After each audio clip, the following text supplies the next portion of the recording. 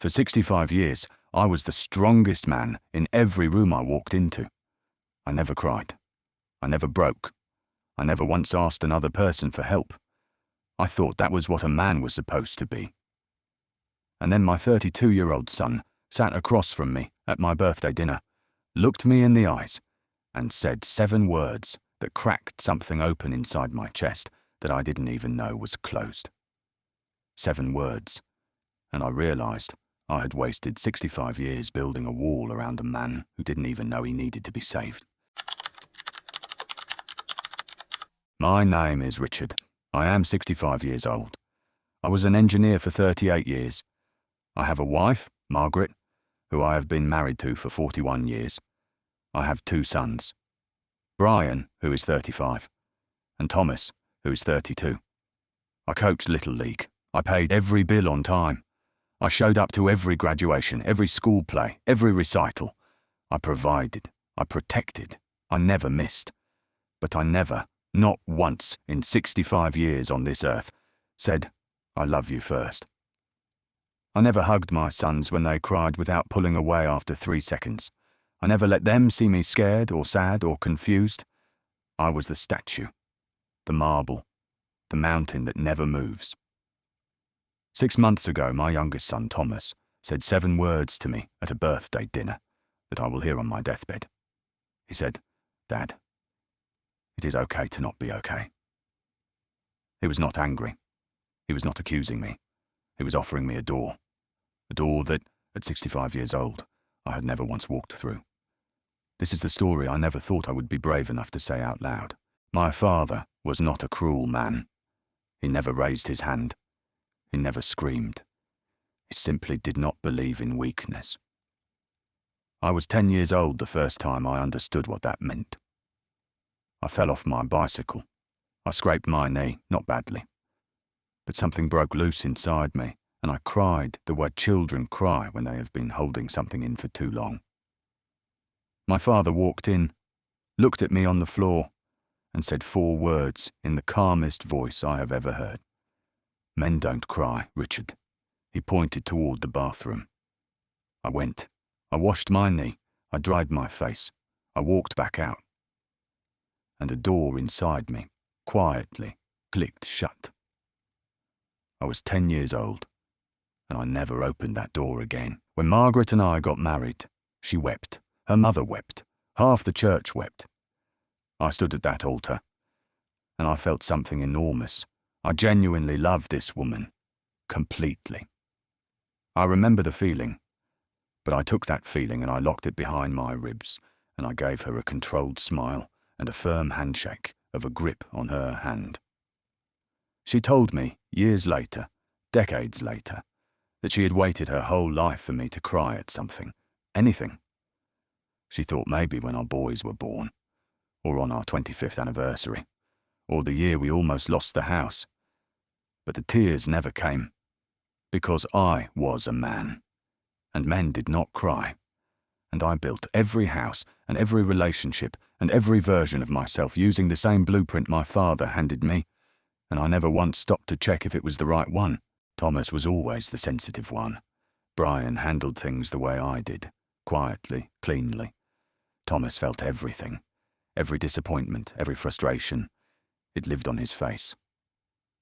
I was 38 years old, working 60-hour weeks, coaching Little League on Saturdays, fixing the gutters on Sundays, and every time Thomas cried, I did the same thing my father did to me.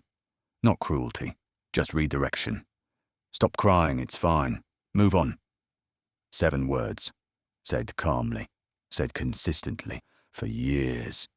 What a 5-year-old hears is, "Your feelings are a problem. Your emotions are inconvenient. Control yourself." I planted that seed 30 years ago, and then I was confused when the man he grew into could not let anyone close, could not ask for help, could not simply say, "I am not okay." He learned that from watching me. I handed him the blueprint, and he suffered inside it, quietly, the way I taught him to, for 30 years. Thomas told me, at this dinner 6 months ago, that he had been in therapy for 2 years. 2 years of working through something. and his therapist helped him trace it back. The anxiety, the difficulty asking for help, the way he shut down when things got emotional. She traced it, scene by scene, back through his life, back to the 5-year-old boy in the hallway with the broken toy car, back to me. And Thomas, my sensitive son, the one I thought was the fragile one, spent 2 full years in that therapist's office, not building a case against his father. He spent 2 years finding a way to forgive one. I did not deserve that. I want to be very clear about that. I did not deserve a single one of those hours he spent learning to love me better than I ever loved him. It was my 65th birthday. Margaret made pot roast. The room was warm, the kind of dinner we had sat through for 40 years, where the conversation was comfortable and easy and nothing real was ever said. Thomas put his fork down. Everyone looked at him. Margaret, Brian, me.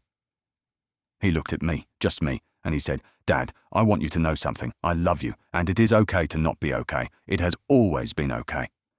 That was it. That was the 7 words. Not an accusation, not a confrontation, just an open door, held out quietly by a 32-year-old man who had spent 2 years earning the right to hold it. Something broke. Not a dramatic break. No shouting, no table flipping. Just a quiet, structural fracture. Like a wall that has been under pressure for 6 decades and finally develops its first crack. I sat there and I felt something I had not felt since I was 10 years old in a driveway with a scraped knee. I felt the urge to cry, a real, full, complete urge, not a glimmer, not a prickle behind the eyes, the whole thing coming up. And for the first time in 65 years, I did not know how to stop it. After dinner, everyone drifted away. Thomas stayed. We sat on the back porch for a long time without speaking. The night was cold. The coffee went untouched. And then I heard myself say something I had never said first in 65 years. "I don't know how to do this," Thomas said. "I know, Dad. Neither do I. But I'm not going anywhere." I reached over. I put my hand on his. I did not look at him. My throat was too tight for that. But I held on, and he held back. And we sat like that until the porch light attracted moths and the night got quiet. It was the most honest I had ever been with another human being. In my entire life. At 65 years old. On a back porch. Holding my son's hand. My father taught me that the strongest thing a man could be was unmoved. That tears were surrender. That needing people was a form of failure. And I carried that instruction like a law of nature for 65 years. I built my whole identity around it. The provider, the protector, the one who does not flinch.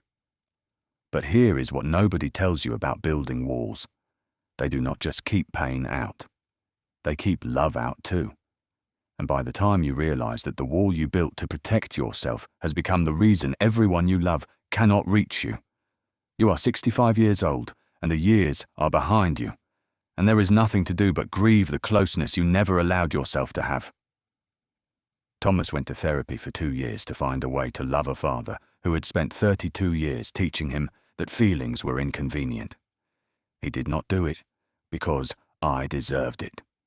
He did it because he chose to be better than the pattern. He chose to break the chain that I handed to him, the same chain my father once handed to me. My 32-year-old son was braver than I was at 65 years old, and I will carry that truth for the rest of my life. If you are the man in this story, the one who never cries first, the one who does not ask for help, the one whose children feel the warmth of his love only through the walls he has built around it, I want to tell you something. The door is still there.